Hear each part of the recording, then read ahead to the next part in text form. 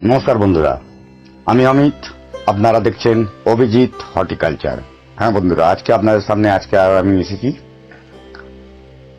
এখন মার্চ মাসের শেষ হয়ে এপ্রিল মাসে শুরু হয়ে গেছে।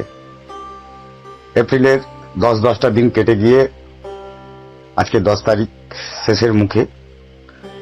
যে গাছটি সম্পর্কে আমরা আলোচনা করছি, এই গাছটি জেনারেলি আপনার এই এপ্রিল মাস থেকে মে মাসের মধ্যেই গাছে প্রচুর পরিমাণে ফুল পেতে পারেন। সেই গাছ সম্পর্কে আলোচনা করব, পুঙ্খানুপুঙ্খ আলোচনা করব। গাছটি প্রথম দিন থেকে, যখন থেকে গাছটি জার্মিনেট করে গাছ তৈরি করা হয় এবং কত দিন অবধি গাছটি থাকে, কিভাবে ফুল ফোটে, তার সমস্ত আলোচনা করব। ভিডিওটি দয়া করে পুরোটি দেখবেন, তাহলেই জানতে পারবেন কি করে গাছে ভালো ফুল পেতে পারেন, কি করে গাছটি ভালো করে বাঁচিয়ে রাখতে পারবেন এবং ভবিষ্যতে এই গাছটি কি করে আপনি অ্যাজ মাদার গাছ তৈরি করতে পারেন। এভরিথিং আমরা ডিসকাস করছি। আসুন সঙ্গে থাকুন, দেখতে থাকুন আমাদের এই উপস্থাপনাটি। বন্ধুরা, আজকে আপনাদের সামনে যে ফুলটি নিয়ে আলোচনা করছি, পরিচিত একটি ফুল, কিন্তু সকলের বাগানে এই ফুলটি শোভা পায় না। তার একটি কারণ, গাছটি আমরা যদিও বা জোগাড় করতে পারি, সব জায়গায় পাওয়াও যায় না। যদিও বা জোগাড় করি, গাছটি সকলের কাছে বেশিরভাগ সময় আমরা মেরে ফেলি। তার কারণ, গাছটি 2-3টে সিজন নিয়ে, আবার রিপিট করছি, গাছটি 2-3টে সিজন নিয়ে তৈরি করলেই গাছটি তবে তৈরি করা যায়। হ্যাঁ বন্ধুরা, আজকে আমরা আলোচনা করছি সেই নন্দিনী সম্পর্কে, যেটির নাম হচ্ছে লিজিয়ান্থাস। দেখুন, এই গাছটি আজকে আপনাদের সামনে আমি তুলে ধরেছি। এই গাছগুলো আমার কাছে লাস্ট 6 মাসের ওপর রয়েছে। এই 6 মাস ধরে প্রতিপালন করার পরে গাছটি আজকে এই জায়গায় এসে পৌঁছেছে। এই গাছটি আপনারাও সুন্দর করে এত সুন্দর তৈরি করতে পারেন, কিন্তু তৈরি কি করে করবেন, তার প্রথম পর্যায়ের কথা হচ্ছে গাছটির মাটি তৈরি করে নেওয়া। গাছটি মাটি আপনারা কি করে তৈরি করবেন। এই গাছটি মাটি তৈরির সাথে সাথে আরেকটি কথা আছে। গাছটি নর্মালি জার্মিনেট করা হয় আমাদের আগস্ট মাসে।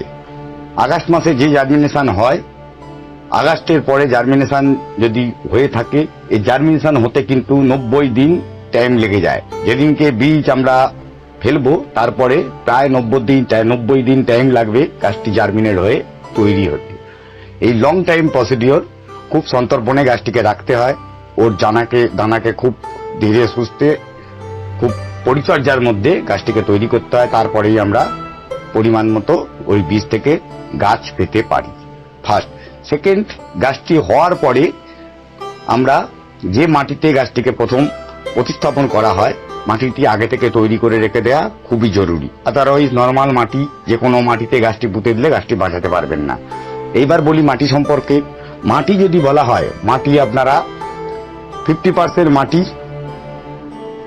30% আপনার পাতা সার। যদি পাতা সার না পেয়ে থাকেন তাহলে ভার্মি কম্পোস্ট বলবো, আর সাথে করে হচ্ছে রিভার স্যান্ড অথবা রেড স্যান্ড, লাল বালি যেগুলো পাওয়া যায়, এটিও নদীর বালি। এই বালি আপনারা ইউজ করতে পারেন। এই বালি যখন ইউজ করবেন, বালির সাথে সাথে একটি জিনিস যেটা জরুরি টিপস, এই বালির সাথে সাথে আপনারা অবশ্যই জিপসাম ইউজ করবেন। কেন? বালিতে যে নোনা ভাবটি থাকে, এই গাছটির মৃত্যুর মেন কারণ হচ্ছে এই নোনা। নোনা যদি মাটিতে থেকে যায় তাহলে গাছটি অবশ্যই মরবে, আপনারা গাছকে বাঁচাতে পারবেন না। ফার্স্ট। সেকেন্ড, মাটিটি তৈরি করে নেওয়ার পরে মাটিতে কোনো রকম কেমিক্যাল সারের ইউজ একেবারে চলবে না। চেষ্টা করবেন যতখানি দূরে থাকবেন। অনেকে বলে ডিএপি দিন, খোল জল দিন। একদম নয়, খোল জল ডিএপি এ গাছ কিন্তু নেবে না। যদি খোল জল ডিএপি দিয়ে গাছ করতে চেষ্টা করেন, গাছ হয়তো বেঁচে থাকবে। আপনার 100 গাছ করলেন, গাছ বাঁচবে, ম্যাক্সিমাম গাছ কিন্তু মরে যাওয়ার প্রবণতা দেখা দেবে। তার কারণ হচ্ছে খোল জলের মধ্যে যে ফাঙ্গাস থাকে, সেই ফাঙ্গাস একটু যদি ঠিক মতন পরিচর্যা না করা হয়, এই গাছের কিন্তু গোড়ায় ফাঙ্গাস আসবেই। ফাঙ্গাস এলে গাছ কিন্তু বাঁচাতে পারবেন না। সেই কারণে চেষ্টা করবেন ভার্মির ওপরে অথবা আপনার পাতা সারের ওপরে গাছটিকে তৈরি করার। সেকেন্ড, যেটি মেন কথা, গাছ যখন মোটামুটি 1 ইঞ্চি হয়ে যাবে, জানবেন এই গাছ ঠান্ডায় কিন্তু তারপরে আর বাড়বে না। কেন? গাছটি মেনলি আপনার ঠান্ডার মধ্যে জার্মিনেট হয়ে গাছটি আপনি শুরু করেছেন। গাছটি যখন একটু বড় হবে, গাছকে ডাইরেক্ট সানলাইটে রাখবেন, কিন্তু বৃষ্টির জল একেবারে খাওয়ানো যাবে না। গাছের মাটি শুকনো হতে দেবেন। শুকিয়ে গেলে দেখবেন যখন মাটির উপরের মাটি একেবারে মোটামুটি শুকনো, সেই সময় গাছে জল দেবেন। আদারওয়াইজ জল দেওয়ার চেষ্টা করবেন না। ওয়েল ড্রেনেজ মাটি হতে হবে, জল যেন গোড়ায় একেবারে না বসে। যদি বেশি জল বসে এই গাছ কিন্তু বাঁচাতে পারবেন না। যদি সুন্দর ফুল পেতে চান তাহলে এই গাছ মোটামুটি 7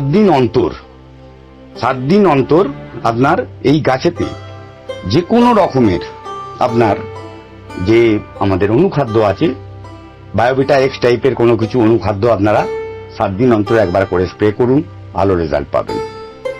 তার সাথে সাথে আরেকটি কথা খুবই বলা জরুরি, এই গাছ কিন্তু আমরা মাদার হিসেবে তুলে রাখতে পারি। এবছর আমার এই গাছ হয়ে গেছে, এই গাছ পরের বছরের জন্য মাদার করতে পারি, যেমন আমরা চন্দ্রমল্লিকার মাদার করি।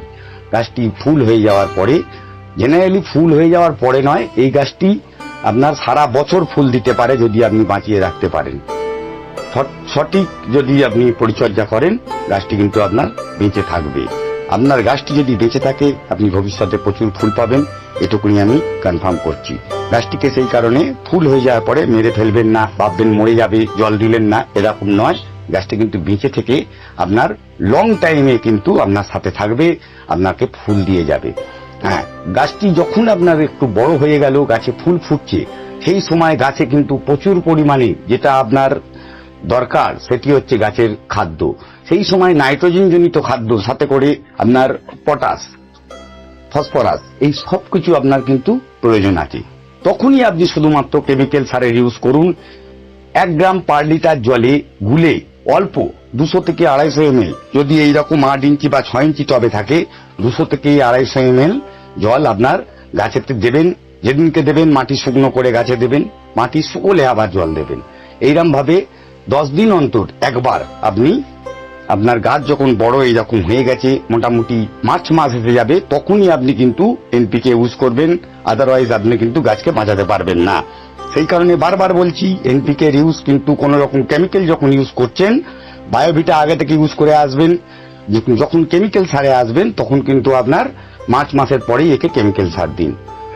সাথে গাছে যখন আপনার ফুল কুঁড়ি এসে যাবে, সেই সময় গাছে এনপিকেতে শুধু কাজ হবে না, তার সঙ্গে আপনার কিন্তু অনুখাদ্য মানে মাইক্রোনিউট্রিয়েন্টসেরও দরকার আছে। মেইনলি মাইক্রোনিউট্রিয়েন্টসের সমস্ত রকম যেগুলো আছে সেই ধরনের মাইক্রোনিউট্রিয়েন্টস গাছের মাটিতে প্রয়োগ করুন। গাছের মাটিতে প্রয়োগ করার সময় এই গাছেতে প্রচুর পরিমাণে বোরন, আয়রন এবং জিঙ্কের প্রয়োজন হয়। সেই বোরন, আয়রন, জিঙ্ক আপনি ইউজ করার জন্য বাজার থেকে চিলেটেড ফর্মের বোরন, আয়রন, জিঙ্ক এই টাইপের কোন রকম জিনিস নিয়ে, যদি মনে করেন 3খানায় 1 গ্রাম করে মিশিয়ে, সেই 1 গ্রামটা মেশানোর থেকে আপনি 1/2 গ্রাম করে প্রতিটি গাছের মাটিতে 15 দিন অন্তর ইউজ করুন। তাহলে দেখবেন প্রচুর পরিমাণে ফুল পাবেন, গাছের পাতা হলুদ হবে না, কোন রকম প্রবলেম আসবে না, গাছে কুঁড়ি এসে ভর্তি হয়ে যাবে। এটি আপনাকে 100% কনফার্ম করছি আমি। সাথে করে রয়েছে এই গাছের রোগ পোকা। এই গাছে নর্মালি রোগ পোকা বলতে দেখা যায় আপনারা লেদা পোকার প্রবলেম। লেদা পোকা এই গাছে কিন্তু কন্টিনিউয়াস আপনার আক্রমণ করে যাবে। গাছ যখন বড় হবে ওই সময় লেদা পোকা আসবেই আসবে। সেই কারণে লেদা পোকার জন্য আমাদের স্ক্রিনশট বক্সে অন্যান্য ভিডিও করা আছে। এছাড়াও আপনারা বাজারে যে কোনো ধরনের ইনসেক্টিসাইড ইউজ করুন, লেদা পোকার আক্রমণ থেকে আপনারা প্রতিহত হবেন, কোনো প্রবলেম থাকবে না। এই ছিল বিস্তারিত আলোচনা। ভিডিওটা যদি ভালো লেগে থাকে শেয়ার করুন, লাইক করুন, সাবস্ক্রাইব করুন। ধন্যবাদ।